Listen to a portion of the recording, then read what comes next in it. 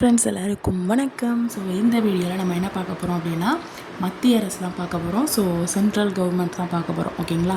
So first அதுக்கு முன்னாடி start பண்ணதுக்கு முன்னாடி இந்த டேபிள் காலம் வந்து ஃபஸ்ட்டு பார்த்துடலாம். ஓகேங்களா? ஸோ இதில் வந்து நம்மளுடைய சென்ட்ரல் கவர்மெண்ட் பார்த்திங்க அப்படின்னா நிர்வாகம், சட்டமன்றம், நீதித்துறை அப்படின்னு சொல்லி 3 இதாக டிவைட் ஆகிருக்கு. ஓகேங்களா? ஸோ நிர்வாகம், சட்டமன்றம், நீதித்துறை. ஓகேங்களா? ஸோ இன்னொரு சொல்லி பாருங்கள், நிர்வாகம், சட்டமன்றம், நீதித்துறை. ஓகேங்களா? இப்போ நிர்வாகம் அப்படின்னு சொல்லி பார்த்தீங்கன்னா நம்முடைய குடியரசுத் தலைவர் இருப்பார், துணை குடியரசுத் தலைவர், அதுக்கப்புறம் பிரதம அமைச்சர், அதுக்கப்புறம் தலைமை வழக்கறிஞர், அதுக்கு அமைச்சரை குழு இருக்கும். ஸோ இந்திய அரசின் தலைமை வழக்கறிஞர்கள், மற்ற வழக்கறிஞர்கள் எல்லாமே இருப்பாங்க. ஓகேங்களா? ஸோ இது வரைக்கும் பார்த்துக்கோங்க. ஓகேங்களா? ஸோ அகைன் பார்த்துடலாம். இந்திய குடியரசுத் தலைவர், அதுக்கப்புறம் துணை குடியரசுத் தலைவர், அதுக்கப்புறம் உங்களுக்கு பிரதம அமைச்சர். ஸோ அதுக்கப்புறம் தான் நமக்கு வந்து தலைமை வழக்கறிஞர் வந்து இடையில வருவார். ஸோ அதுக்கப்புறம் அமைச்சரை குழு, அதில் வந்து இந்திய அரசின் தலைமை வழக்கறிஞர். ஓகேங்களா?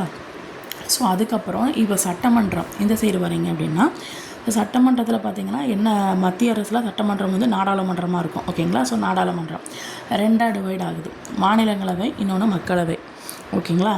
ஸோ அதாவது ராஜ்யசபா, இன்னொன்று லோக்சபா. மக்கள் எல்லாமே லோக்கல் அப்படின்னு வச்சுக்கோங்க.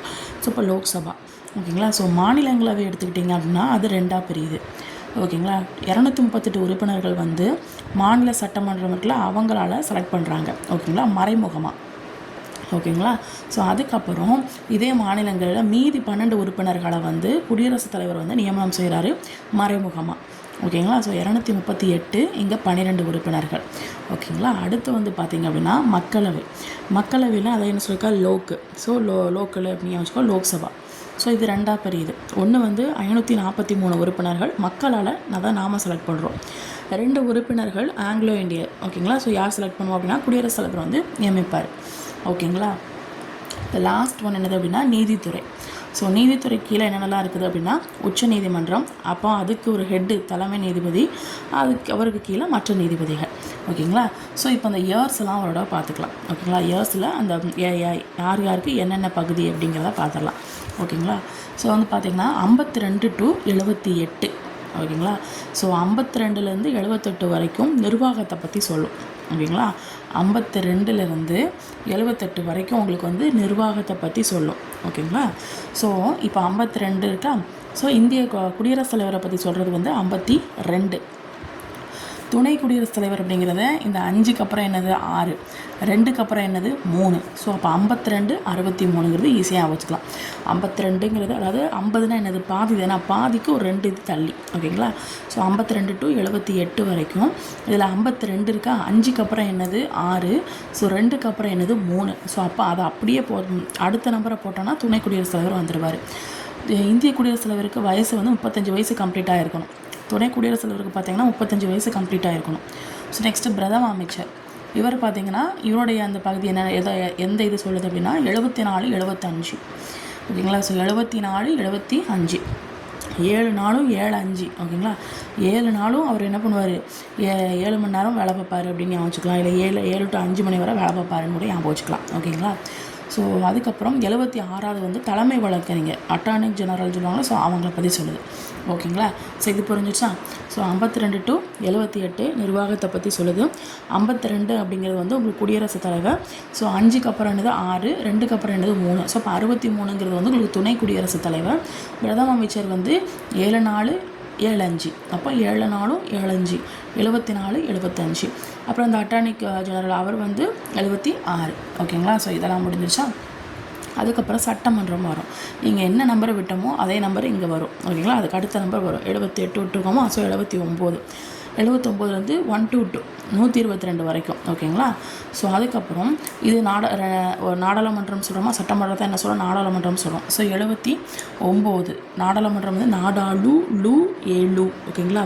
நாடாளு ஏழு அப்படின்னு வச்சுக்கோங்க. 7, 79. ஸோ 2ஆக பிரியுது. ஒன்று மாநிலங்களவை, இன்னொன்று மக்களவை. ஸோ 79 சொன்னாச்சா? அதுக்கப்புறம் 80, இது 81. ஓகேங்களா? ஸோ இது வந்து 6 வருஷம், இது வந்து 5 வருஷம். ஓகேங்களா? ஸோ அந்த பணிக்காலம் வந்து உங்களுக்கு இது 6 வருஷம், இது 5 வருஷம். ஸோ மாநிலங்களவை பார்த்திங்கன்னா 30 வயசு, மக்களவை வந்து 25 வயசு. அப்போ இங்கே பாருங்கள், பெரிய பதவி இதுக்கு வந்து 35 வயசு. ஓகேங்களா, பெரிய கொஞ்சம் ஏஜ் மெச்சூர்டாக இருந்தால் தானே கரெக்டாக ஒரு பெரிய பதவிக்கு இப்போ இது பண்ண நடக்கிறதுக்கும் கரெக்டாக இருக்கும். ஸோ அப்போ அவங்க 2 பேத்துக்கும் 35. ஓகேங்களா, ஸோ அவங்களுக்கு அடுத்து கொஞ்சம் கீழே 30, அவங்களுக்கும் அதுக்கு அடுத்து கீழே உள்ளது மக்களவை. ஓகேங்களா, ஸோ அது 25. ஸோ அதுக்கப்புறம் இங்கே சைடு பார்த்திங்க அப்படின்னா 238 உறுப்பினர்கள் மாநில சட்டமன்றத்தில் செலக்ட் பண்ணுறாங்க. ஸோ 12 உறுப்பினர்கள் வந்து உங்களுக்கு குடியரசுத் தலைவர் நியமனம் பண்ணுறாரு. இது 3ல் 1 பங்கு 2 வருஷத்துக்கு, இந்த இது வந்து 2 வருஷத்துக்கு அப்படின்னு சொல்கிறாங்க. ஸோ அதுக்கப்புறம் இதெல்லாம் நம்ம டீட்டெயில்ஸாக நம்ம பார்க்கலாம். ஓகேங்களா, இது ஷார்ட்க்கு சும்மா எழுதி வச்சுருக்கேன், மறக்கக்கூடாது அப்படிங்கிறதுக்காக எழுதி வச்சுருக்கேன். ஸோ அதுக்கப்புறம் இது 81, இது 79, இது 80, இது 81. ஸோ 1043 உறுப்பினர்கள் அதுக்கப்புறம் மக்களால் செலக்ட் பண்ணுறாங்க. இதில் 2 உறுப்பினர்கள் ஆங்கிலோ இந்தியன்ஸ், அதுவும் குடியரசுத் தலைவர் வந்து நியமனம் பண்ணுறாரு. ஓகேங்களா, ஸோ இதில் பதவி நீக்கம் அப்படிங்கிறது வந்து பெரும்பான்மையில் 4ல் 1 பங்கு வந்து இருக்கணும் அப்படின்னு சொல்கிறாங்க. ஸோ அதுக்கப்புறம் இதில் வந்து 122ஓட முடியுதா. ஸோ 122க்கு அப்புறம் என்னது 123, அது மட்டும் இதில் கொடுத்துருக்க மாட்டாங்க. அது குடியரசுத் தலைவருடைய அவசர சட்டம் 1 2 3 அப்படின்னு சொன்னால் வேகமாக ஓடுவோம்ல. ஸோ இப்போ அவசரம் அப்படின்னு ஞாபகம் வச்சுக்கலாம். யாருக்கு அப்படின்னா குடியரசுத் தலைவர் அப்படின்னு ஞாபகம் வச்சுக்கலாம். ஸோ இப்போ 1 2 3 சொல்லியாச்சு. அப்புறம் 1 to 4 நீதித்துறை 124 எங்கே லாஸ்ட்டில் 52 முடிஞ்சிருக்கா, இங்கே 51 வந்து முடியும். ஓகேங்களா, அப்போ 151. ஓகேங்களா, ஸோ உச்சநீதிமன்றம் அப்படிங்கிறது வந்து இது 1 2 4. ஓகேங்களா, 1 2 3 அப்படின்னா குடியரசுத் தலைவர் அவசர சட்டம். 1 2 3க்கு பதிலாக 4 அப்படின்னா அவருக்கு அடுத்து ஒரு ஹை லெவலில் இருக்குது யார், உச்சநீதிமன்றம். ஸோ உச்சநீதிமன்றம் அந்த நீதிபதி இருப்பார், பட் நீங்கள் உச்சநீதிமன்றம் ஞாபகம் வச்சுக்கோங்க. ஓகேங்களா, ஸோ அதுக்கப்புறம் அந்த தலைமை நீதிபதிக்கு வந்து 65 வயசு வரைக்கும் அவர் இதாக இருப்பார். ஓகேங்களா, ஸோ அதுக்கப்புறம் அவருக்கு கீழே மற்ற நீதிபதிகள். ஓகேங்களா, ஸோ இதுதான் பேசிக். ஓகேங்களா, ஸோ அதுக்கப்புறம் இந்த சைடு பார்த்திங்க அப்படின்னா மத்திய அரசு அப்படின்னா என்னது அப்படின்னா, இது வந்து ஒரு உயர்ந்த அரசாங்க அமைப்பு இல்லைங்களா. ஸோ சென்ட்ரல் ஸ்டேட்டாக சென்ட்ரலான்னு கேட்டால் சென்ட்ரல் தான் இல்லைங்களா. ஸோ இது வந்து உயர்ந்த ஒரு அரசாங்க அமைப்புன்னு சொல்கிறாங்க. இதோடைய தலைமையகம் ஹெட் குவார்ட்டர் எங்கே இருக்குது அப்படின்னா புதுடெல்லியில் வந்து இருக்குது. ஓகேங்களா, ஸோ இப்போ மத்திய அரசுடைய நிர்வாகம் பற்றி ஆல்ரெடி சொல்லியிருக்கோம்ல, 52லேருந்து பாதிக்கு மேலே, அப்போ 52லேருந்து 78 வரைக்கும் நிர்வாகம் சொல்லுது. எந்த பகுதி அப்படின்னு சொல்லி பார்த்தீங்க அப்படின்னா இது பிரிவு, அது பகுதி என்ன சொல்லுது அப்படின்னா 5. ஓகேங்களா, ஸோ மத்திய அரசு யாருக்குமே என்ன பண்ணுவாங்க, அஞ்ச மாட்டாங்க அப்படின்னு யோசிப்பாங்க. சென்ட்ரல் கவர்மெண்ட்டு ஸ்டேட்டை விட சென்ட்ரலுக்கு ஒரு மதிப்பு ஒரு இது உண்டுல்ல. ஸோ இப்போ சென்ட்ரல் வந்து யாருக்கும் அஞ்ச மாட்டாங்க அப்படின்னு யோசிச்சுக்கோங்க. ஸோ இப்போ 5 இது வந்து ஒரு கூட்டாட்சி முறை அரசாங்கம் அப்படின்னு சொல்கிறாங்க. இது மொத்தம் 3, இது வந்து ஜென்ரலாக சொல்கிறாங்க. ஓகேங்களா, ஸோ கூட்டாட்சி முறை அரசாங்கம் அப்படின்னு சொல்கிறாங்க. ஸோ 3 அங்கம் இருக்குது. ஒன்று நிர்வாகம், சட்டமன்றம், நீதித்துறை அப்படின்னு இதுக்கு முன்னாடி நம்ம இங்கே பார்த்தோம். ஸோ அதே தான் இங்கேயும். ஸோ நடுவன் மத்திய அரசில் பார்த்திங்கன்னா நாடாளுமன்றம் தான் சட்டமன்றம் அப்படின்னு சொல்லுவாங்க. ஓகேங்களா, ஸோ அதான் இதில் கொடுத்துருக்கு. ஸோ இப்போ நம்ம குடியரசுத் தலைவர், துணை குடியரசுத் தலைவர் ரெண்டையும் உங்களுக்கு வந்து வரிசையாக பேராவாக கொடுத்துருப்பாங்க. நான் ஜஸ்ட் டிவைட் பண்ணி கொடுத்துருக்கேன். ஓகேங்களா, உங்களுக்கு என்ன பாயிண்ட்ஸ் கொடுத்துருவாங்க அதை டிவைட் பண்ணி கொடுத்துருக்கேன், ஜஸ்ட் புக்கில் உள்ளது. ஓகேங்களா, ஸோ குடியரசுத் தலைவர் ஃபஸ்ட்டு குடியரசுத் தலைவர் யாருன்னா ராஜேந்திர பிரசாத். ஃபஸ்ட்டு துணை குடியரசுத் தலைவர் யாருன்னா ராதாகிருஷ்ணன். ஓகேங்களா, ஸோ அப்போ வந்து ஃபஸ்ட்டு குடியரசுத் தலைவர் உங்களுக்கு யார், ராஜேந்திர பிரசாத். ஃபஸ்ட்டு ராஜா அப்படின்னு வச்சுக்கோங்க. எப்போவுமே ராஜா தானே ஹெட்டு, ஃபஸ்ட்டு ஒரு மெயின் பதவினா ராஜா தானே. ஸோ அப்போ ராஜேந்திர பிரசாத். துணை குடியரசுத் தலைவர்னால் யார் உங்களுக்கு, ராதாகிருஷ்ணன். ஓகேங்களா, ஸோ இப்போது இந்த உச்சநீதிமன்ற இப்போ வந்து ஒரு செலக்ட் பண்ணுறாங்கன்னு வச்சுக்கோங்க. ஓகேங்களா, குடியரசுத் தலைவராக ஒருத்தவங்களை வந்து செலக்ட் பண்ணிட்டாங்க அப்படின்னா உச்சநீதிமன்ற நீதிபதி இருப்பார்ல, ஸோ அவருக்கு ஈக்குவலான பதவி. ஓகேங்களா, ஸோ அவர் தான் என்ன பண்ணுவார், பதவி ஏற்பு அந்த உறுதிமொழி செஞ்சு இவரை வந்து என்ன பண்ணுவார், இது பண்ணி வைக்கிறார். ஓகேங்களா, உறுதிமொழி ஏற்க வச்சு இவரை வந்து குடியரசுத் தலைவராக வந்து பொறுப்பில் உட்கார வைக்கிறார். ஓகேங்களா, இவர் வந்து என்ன நிர்வாக தலைவர். யார், குடியரசுத் தலைவர் வந்து நிர்வாகத்துக்கு தலைவர். அது மட்டும் இல்லாமல் பெயரளவு நிர்வாகம் தான் இருக்கும். ஏன்னா உண்மையான அதிகாரம் யார்கிட்ட இருக்கும், பிஎம்கிட்ட இருக்கும். ஓகேங்களா, ஸோ ஃபஸ்ட்டு சிட்டிசன் இவர் தான். அதுக்கப்புறம் முப்படைகளின் தலைமை தளபதியும் இவங்க தான். ஸோ பிரிவு 53 குடியரசு பிரிவு 52லேருந்து 78 வரைக்கும் உங்களுக்கு நிர்வாகத்தை பற்றி சொல்லுது. அது 52 வந்து குடியரசுத் தலைவரை பற்றி சொல்லுது. இதில் வந்து 53ங்கிறது வந்து குடியரசுத் தலைவர் வந்து நேரடியாகவோ இல்லை ஏதாச்சும் ஒரு சார்நிலை அலுவலர் மூலமாகவோ நம்ம சென்ட்ரல் கவர்மெண்ட்டுடைய அதிகாரங்களை வந்து அப்படியே நடத்துகிறாரு அப்படிங்கிறது இந்த பிரிவு 53 வந்து சொல்லுது. ஓகேங்களா, ஸோ அதுக்கப்புறம் பார்த்திங்கன்னா தகுதி, இந்தியன் சிட்டிசனாக கண்டிப்பாக இருக்கணும், 35 வயசு கம்ப்ளீட்டாக இருக்கணும், சென்ட்ரல் கவர்மெண்ட்லேயோ இல்லை ஸ்டேட் கவர்மெண்ட்லேயோ எந்த ஒரு உள்ளாட்சி அமைப்புலையோ அவர் எந்த ஒரு ஊதியம் பெறும் பதவியில் வந்து இருக்கக்கூடாது. அதுக்கப்புறம் மக்களவை உறுப்பினராக இருக்கலாம் தகுதி இருக்கணும். ஏன் அப்படின்னா குடியரசுத் தலைவர் அப்படிங்கிறது வந்து மக்களவைக்கு, துணை குடியரசுத் தலைவர் அப்படிங்கிறது வந்து உங்களுக்கு மாநிலங்களவைக்கு. ஓகேங்களா, ஸோ அப்போ இதெல்லாம் குடியரசுத் தலைவர் கொடுது. இப்போ துணை குடியரசுத் தலைவர்னு சொல்லி பார்த்தீங்க அப்படின்னா இவருக்கும் அதே மாதிரி தான் சேம் 5 years ஓகேங்களா. ஸோ இவர் வந்து 53 பற்றி சொல்கிறாங்களா, இங்கே 63 பற்றி சொல்கிறாங்க. ஆல்ரெடி நம்ம சொல்லியிருக்கோம் துணை குடியரசுத் தலைவர் 63. ஓகேங்களா. ஸோ அப்போ 63 இது வந்து துணை குடியரசுத் தலைவர் வந்து மிக உயர்ந்த பதவி. அதுவும் குடியரசுத் தலைவருக்கு அடுத்து செகண்ட் உயர்ந்த பதவி யாருன்னா அவங்களுக்கு துணை குடியரசுத் தலைவர். ஓகேங்களா. ஸோ இவர் வந்து பார்த்தீங்கன்னா அலுவலக முன்னுரிமையில் பார்த்தீங்க அப்படின்னா அமெரிக்காவுடைய துணை குடியரசுத் தலைவர் இருக்கார்ல, அவருக்கு இவர் ஈக்குவல் அப்படின்னு சொல்கிறாங்க. ஓகேங்களா. அப்போ குடியரசுத் தலைவருக்கு அடுத்த ஸ்டேஜில் யார் இருக்கா அப்படின்னா நமக்கு துணை குடியரசுத் தலைவர் தான் இருக்கிறார். குடியரசுத் தலைவருக்கு அடுத்த ஸ்டேஜில் யார் இருக்காரு? துணை குடியரசுத் தலைவர். ஓகேங்களா. அது மட்டும் இல்லாமல் அரசாங்க நடவடிக்கைகள் இருக்குல்ல, அது எல்லாத்தையும் அப்படி கண்டினியூவாக இது பண்ணணும் அப்படின்னா இந்த பதவி வந்து இவருக்கு வந்து இம்பார்ட்டன்ட் அப்படிங்கிற மாதிரி சொல்கிறாங்க. ஓகேங்களா. ஸோ அதுக்காக இந்த பதவி வந்து உருவாக்கியிருக்காங்க. இவர் ஜஸ்ட்டு ஒரு என்ன சொல்கிறது, ஒரு இது மட்டும் தான் விடுவார். ஓகேங்களா. நான் செய்கிறது எல்லாமே அடுத்து பின்னாடி வர்றவங்க ஒவ்வொருத்தர் தான் செய்வாங்க. துணை குடியரசுத் தலைவர், அதுக்கும் மெயினாக இருக்கிறது வந்து பிரைம் மினிஸ்டர். ஓகேங்களா. ஸோ இவருடைய தகுதி பார்த்திங்கன்னா சேம் இந்தியன் சிட்டிசனாக இருக்கணும், 35 இயர்ஸ் கம்ப்ளீட் பண்ணியிருக்கணும், சென்ட்ரல் கவர்மெண்ட்லேயோ இல்லை ஸ்டேட் கவர்மெண்ட்லேயோ இல்லை உள்ளாட்சி அமைப்பில் எதையும் ஊதியம் பெறும் பதவியில் இருக்கக்கூடாது. ஸோ அதுக்கப்புறம் அவர் வந்து மக்களவை உறுப்பினரான தகுதி, இவர் மாநிலங்களவை உறுப்பினரானதுக்கான தகுதி. ஓகேங்களா. ஸோ அந்த தகுதி வந்து இருக்கணும் அப்படின்னு சொல்கிறாங்க. ஸோ அதுக்கப்புறம் பார்த்திங்கன்னா குடியரசுத் தலைவர், துணை குடியரசுத் தலைவர் 2 பதவியும் அட் அ டைமில் காலி ஆகிடுச்சின்னு வச்சுக்கோங்க. ஸோ அந்த இடத்துல வந்து யார் வந்து பணி செய்வா அப்படின்னா உச்சநீதிமன்ற தலைமை நீதிபதி இருக்கார்ல, ஸோ அவர் தான் வந்து அந்த பணிகளை வந்து என்ன பண்ணுவார், செய்வார்.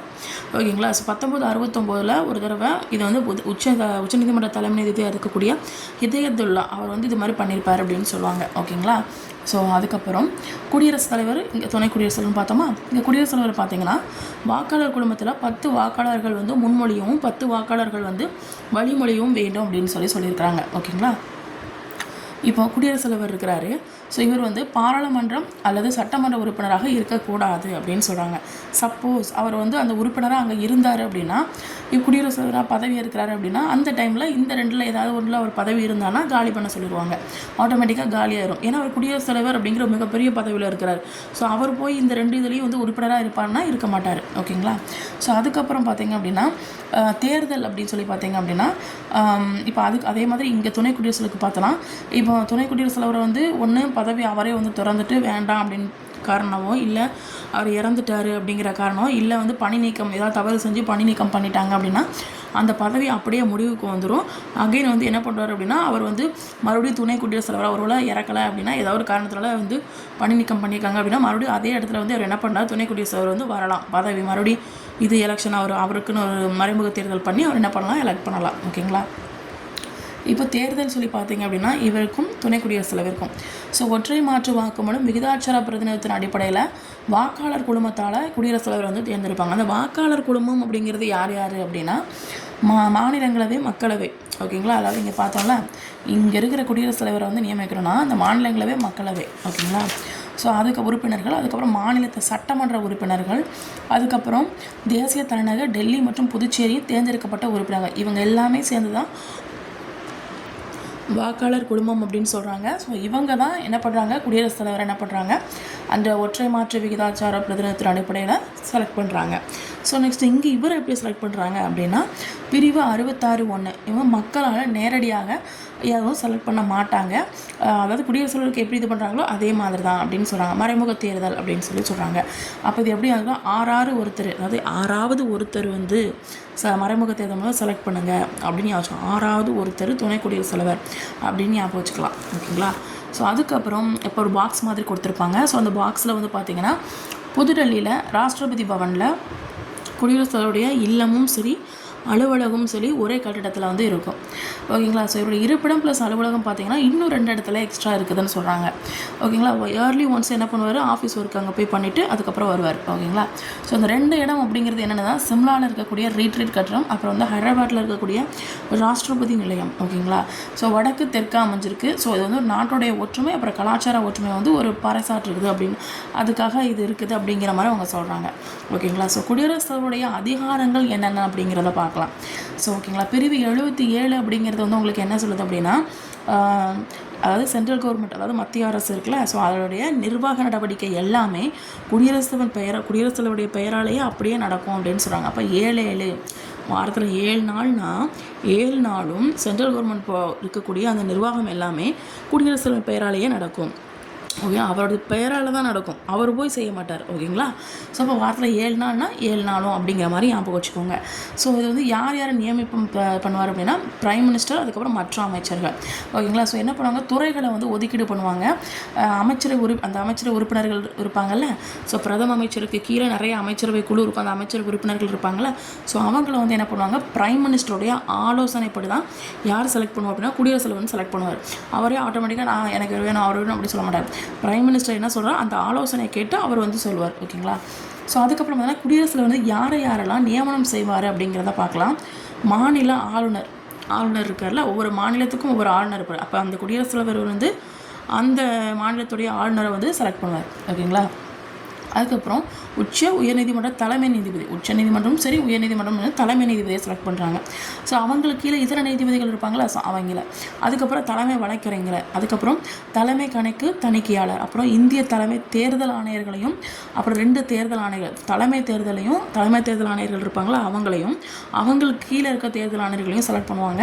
அதுக்கப்புறம் இந்த சென்ட்ரல் கவர்மெண்ட் ஜாப் இருக்கும்ல, ஸோ அங்கே அந்த தேர்வாணையத்துக்குடைய தலைவர், அப்புறம் மற்ற உறுப்பினர்கள், மற்ற நாடுகளுக்கு தூதர்னு சொல்லி ஒருத்தர் இருப்பாங்கல்ல, ஸோ அவங்கள, அதுக்கப்புறம் உயர் ஆணையர்கள் எல்லாத்தையும் வந்து மேக்ஸிமம் குடியரசுத் தலைவர் எல்லா பெரிய ஹெட்டை எல்லாத்தையும் என்ன பண்ணுவார், நியமனம் செய்வார். ஓகேங்களா?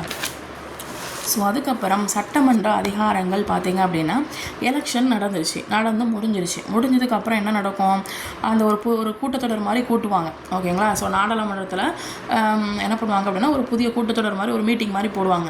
ஸோ மீட்டிங் போட்டோடனே ஃபஸ்ட்டு என்ன பண்ணுவாங்க, ஒவ்வொரு வருஷமும் குடியரசுத் தலைவர் தான் என்ன பண்ணுவார், ஸ்டார்ட் பண்ணுவார் உரையில், அந்த உரை நிகழ்த்துவார். ஓகேங்களா? ஸோ அவர் பேசுனதுக்கு அப்புறம் தான் மற்ற இதெல்லாம் ஸ்டார்ட் ஆகும். ஓகேங்களா? ஸோ 2 அவையிலும், ஓகேங்களா, ஸோ 2 அவை, அதாவது எந்த அவைனாலும் சரி, மேலவை கீழவை எதுனாலும் சரி, அதில் வந்து சட்ட மசோதா ஏதாவது நிலுவையில் இருந்துச்சுன்னு வச்சுக்கோங்க, பெண்டிங்கில் இருக்குதுன்னு வச்சுக்கோங்க, இவர் என்ன பண்ணுவார், குடியரசுத் தலைவர் இது மாதிரி பெண்டிங்கில் இருக்குப்பா, இது என்னன்னு கொஞ்சம் பாருங்கப்பா அப்படின்னு சொல்லி என்ன பண்ணுவார், சொல்லுவார். ஓகேங்களா? ஸோ அதுக்கப்புறம் நிதி மசோதாங்கிறது எவ்வளோ ஒரு இம்பார்ட்டண்டான ஒரு விஷயம். அந்த மசோதாவை குடியரசுத் தலைவர், ஓகேங்களா, குடியரசுத் தலைவர் ஒப்புதல் இல்லாமல் யாருமே என்ன பண்ண முடியாது, நாடாளுமன்றத்தில் அறிமுகம் பண்ண முடியாது. ஏன்னா நிதி மசோதா அப்படிங்கிறது வந்து மக்களவைக்கானது. ஓகேங்களா? ஸோ அதில் எந்த ஒரு இதுவும் உள்ள தலையிட முடியாது. ஓகேங்களா? ஸோ அதுக்கப்புறம் 2 அவைகளையோ அல்லது ஒரு அவையின் கூட்டத்தையோ குடியரசுத் தலைவர் வந்து என்ன பண்ணலாம், முடிவுக்கு கொண்டு வரலாம். ஓகேங்களா? இவர் 5 வருஷம் ஆகிறதுக்கு முன்னாடியே அதை கலைக்கிற அதிகாரம் இவருக்கு இருக்குது.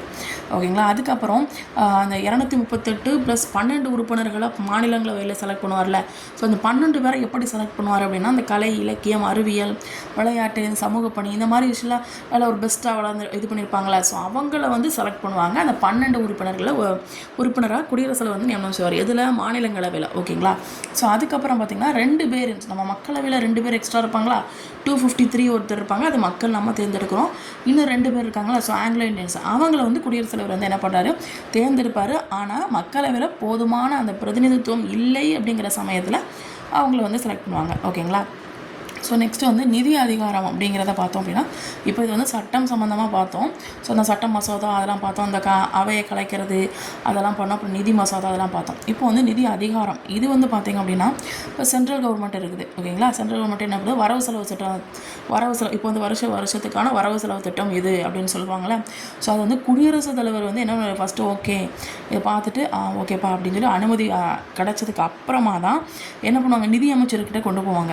ஓகேங்களா? ஸோ அவர் என்ன பண்ணுவார், மக்களவையில் போய் என்ன பண்ணுவாங்க, சப்மிட் பண்ணுவார். ஓகேங்களா? ஃபஸ்ட்டு குடியரசுத் தலைவர் தான், அதுக்கப்புறம் நிதியமைச்சர்கிட்ட போது, அப்புறம் மக்களவைகிட்ட போய் அவங்க சொல்கிறாரு. ஓகேங்களா? அப்போ குடியரசுத் தலைவர் சொல்லி நிதியமைச்சர்கிட்ட போய் அதுக்கப்புறம் தான் உங்களுக்கு வந்து மக்களவைகிட்ட போகுது. ஓகேங்களா?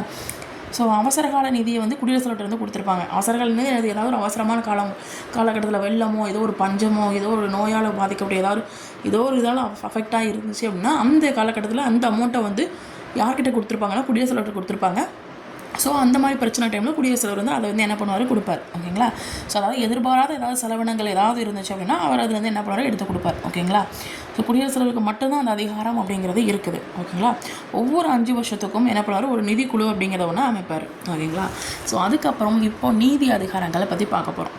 ஸோ நீதி அப்படின்னா தண்டனையை குறைக்கிறதுக்கும் சரி, தண்டனையை வேண்டாம் அப்படின்னு சொல்லி இது கொஞ்சம் எக்ஸ்டெண்ட் பண்ணலாம் அப்படின்னு சொல்லி ஒத்தி வைக்கிறதுக்கும் சரி, அவரை வந்து தண்டனையிலேருந்து விடுவிக்கிறதுக்கும் சரி, மன்னிப்பு வழங்குறதுக்கும் சரி, எல்லா அதிகாரமும் குடியரசுத் தலைவருக்கு இருக்குது. அது எந்த பிரிவின் படி பார்த்தோன்னா 72. இது எப்படியும் வச்சுக்கலாம், இப்போ 7-2, ஓகேங்களா, 7-2 குறைக்கிறதுக்கு யாருக்கு அதிகாரம் இருக்குது, நம்மளுடைய குடியரசுத் தலைவருக்கு அதிகாரம் இருக்குது. ஓகே. இப்போ இராணுவ அதிகாரங்கள் சொல்லி பார்த்தீங்க அப்படின்னா சென்ட்ரல் கவர்மெண்ட்டோட ஓகேங்களா. ஸோ சென்ட்ரல் கவர்மெண்ட்டுடைய பாதுகாப்பு படையுடைய தலைமை தளபதி அப்படிங்கிற ஒரு அதிகாரம் வந்து யாருக்கு கொடுக்கு அப்படின்னா நம்ம குடியரசுத் தலைவர். நம்ம ஆல்ரெடி சொல்லியிருக்கோம்ல, முப்படைகளின் தலைமை தளபதி அப்படின்னு சொல்கிறோம். அப்போ என்ன அதிகாரம் சொல்லுன்னா 53(2) ஓகேங்களா. ஸோ 53(2) நம்ம இதுக்கு முன்னாடி என்ன பார்த்தோம், 52 குடியரசுத் தலைவருடைய அந்த அதிகாரம் அப்படிங்கிற மாதிரி பார்த்தோம் இல்லைங்களா. ஸோ இப்போ 53(2) அப்படிங்கிற அந்த ப்ராக்கெட்டுக்குள்ள 2 அது வந்து என்ன சொல்லுது அப்படின்னா ஒரு என்ன சொல்லுது, நீங்கள் படைத்தளபதி அப்படின்னு வச்சுக்கோங்க. படை 2 எழுத்து இருக்கா. ஸோ அப்போ படை 2ன்னு எக்ஸ்ட்ரா வரும் அப்படின்னு வச்சுக்கோங்க. இராணுவத்தை கரெக்டாக வழிநடத்துவாங்க இவங்க தான். யார்? நம்முடைய குடியரசுத் தலைவர். ராஜதந்திர அதிகாரங்கள்லாம் என்னது, ஏதோ தூதர், அந்த தூதர் வந்து என்ன பண்ணுவார், வேறு நாட்டுக்கு போய் அங்கே போய் வணிகம் சம்மந்தமாக பேசுகிறது, வியாபாரம் சம்மந்தமாக பேசுகிறது, இந்த மாதிரி நிறைய அதை தான் ராஜதந்திர அதிகாரங்கள் ஓகேங்களா. ஸோ வெளிநாட்டில் ஏதாவது உடன்படிக்கை பண்ணுறது, ஒப்பந்தம் உடன்படிக்கை இந்த மாதிரி விஷயங்களை பண்ணுறதுக்கு தூதர் அப்படிங்கிற விஷயத்தை வந்து நியமிப்பார் ஓகேங்களா. ஸோ யார் நியமிப்பார்? நம்ம குடியரசுத் தலைவர் தான் நியமிப்பார் ஓகேங்களா. ஸோ வெளிநாட்டு தூதர்கள் வந்து நம்ம நாட்டுக்கு வந்தாங்களோ வெல்கம் பண்ணுறது, ஸோ நம்ம நாட்டு இதை வந்து அங்கே போய் உடன்படிக்கை ஒப்பந்தம் இது மாதிரி பண்ணுறதுக்கு யார் வந்து இதாக இருப்பாங்க, ஒரு தூதர் வந்து ஒருத்தரை வந்து அமைப்பார். ஸோ அவர் வந்து இந்த மாதிரி விஷயங்கள் வந்து யார் மூலமாக நடக்கும் அப்படின்னா குடியரசுத் தலைவர் மூலமாக நடக்கும் ஓகேங்களா. ஸோ இப்போ நெருக்கடி நிலை அதிகாரம் அப்படின்னு சொல்லி பார்க்கலாம். 352, 356, 360, 360 ஓகேங்களா. ஸோ 352 நெருக்கடி நிலை அறிவிக்கும் அதிகாரம் சொல்கிறாங்க. 356 அப்படிங்கிறது வந்து மாநில அரசை கலைக்கக்கூடிய அதிகாரம். 360 360 டிகிரிலும் நிதி பிரச்சனை வருது, அப்போ நிதி நெருக்கடி நிலையை அறிவிக்கும் அதிகாரம் அப்படின்னு சொல்கிறாங்க ஓகேங்களா. ஸோ அதுக்கப்புறம் பார்த்தீங்கன்னா ஒரு பாக்ஸில் வந்து கொடுத்துருப்பாங்க, கேரளா, பஞ்சாப் இந்த 2 மாநிலங்களில் அதிகபட்சமாக 9 முறை குடியரசுடைய ஆட்சி வந்து நடந்திருக்கு அப்படின்னு சொல்கிறாங்க ஓகேங்களா. ஸோ இப்போ குடியரசுத் தலைவருடைய நீக்கம் பற்றி பார்க்க போகிறோம் ஓகேங்களா. இப்போ வந்து குடியரசுத் தலைவர் வந்து பணித்திறப்பு கடிதம் வந்து ஒரு கையில் வச்சுருக்காருன்னு வச்சுக்கோங்க. யார்கிட்ட கொடுக்கணும் அப்படின்னா அவருக்கு அடுத்து இருக்கிற துணை குடியரசுத் தலைவர்கிட்ட போய் கொடுக்கணும் ஓகேங்களா. ஸோ பிரிவு 61 அதில் என்ன சொல்லுது அப்படின்னா, இப்போ குடியரசுத் தலைவருக்கு வந்து ஏதாவது குற்றச்சாட்டு அவர் போட்டு அவர் தான் அப்படின்னு சொல்லி நிரூபிச்சிட்டாங்கன்னு வச்சுக்கோங்க. அது மூலமாக என்ன பண்ணாலும் பதவி நீக்கம் செய்யலாம். அந்த பிரிவு பேர் வந்து 6வது ஒருத்தர் அப்படின்னு வச்சுக்கோங்க. 6வது ஒருத்தர் குடியரசுத் தலைவர் பதவி நீக்கம் பண்ணிங்க அப்படிங்கிற மாதிரி ஞாபகம். இப்போ 6வது ஒருத்தர் 61 அப்படின்னு ஞாபகம் வச்சுக்கலாம். ஸோ அதுக்கப்புறம் பார்த்தீங்க அப்படின்னா நாடாளுமன்றத்தில் 2 அவைகளையும் ஓகேங்களா தீர்மானமாக இது வந்து கொண்டு வரப்பட்டு நிறைவேற்றப்படணும் அப்படின்னு சொல்கிறாங்க ஓகேங்களா. ஸோ அப்போ வந்து ரெண்டு பேர் வராங்க, 2 டீம் வராங்க, வந்து என்ன பண்ணுறாங்க, தீர்மானத்தை நிறைவேற்ற போகிறாங்க. வருகை புரிஞ்சிருப்பாங்க, இப்போ வருகை நிறைய பேர் வந்திருப்பாங்கல்ல. ஸோ அதில் 4ல் 1 பங்கு குறையாமல் அவருக்கு ஆதரவு தெரிவிச்சிருக்கணும். ஓகே அவர் இருக்கட்டும்ப்பா, அவர் இருக்கணும் அப்படின்னு சொல்லி ஆதரவு தெரிவிச்சிருக்கணும் ஓகேங்களா. ஸோ பதவிக்காலம் சப்போஸ் ஃபினிஷ்டு பண்ணிச்சு அப்படின்னா, ஃபினிஷ் ஆயிடுச்சு அப்படின்னா அதுக்கப்புறம் வந்து குடியரசுத் தலைவர் பதவியில் வந்து என்ன பண்ணலாம் அப்படின்னா மறுபடியும் தேர்தல் வர வரைக்கும் என்ன பண்ணலாம், மறுபடியும் அவர் வந்து பதவி வந்து வகிக்கலாம் ஓகேங்களா. ஸோ அதுக்கப்புறம் துணை குடியரசுத் தலைவரை எப்படி நீக்கம் பண்ணலாம் அப்படின்னா, இவர் வந்து மக்களவை ஒப்புதல் வேணும். ஏன் அப்படின்னா